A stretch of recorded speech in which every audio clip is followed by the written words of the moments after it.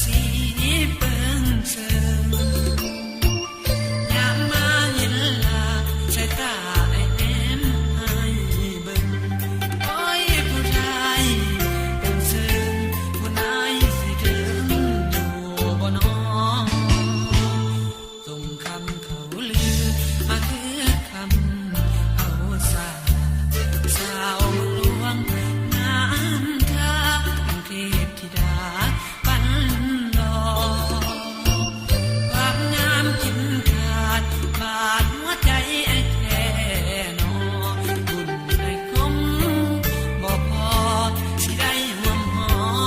น้ำนอนสิขึ้นมาสร้างกะทินจากต่างอ้อสาลีจึงจะได้คนดีมาหอมมียังเพียงมอนกะลาสายสางคงบ่ถึงแม่เอื้ออ่อนถึงปากเสียงอ่อนบอนให้น้องบ่อ่อนจงเห็นใจอีตนเป็ดเด้อยากนอนคอนซ้อนไก่ตีนกะตีนเปิ้มใหญ่มันปีนได้ก็ไหลลงเปรียบเหมือนกาน้อยไปไม้ใจเขาห่วงลมหากว่าบุญอายบ่ทรงคงบ่ได้เศร้าลงน้ำตา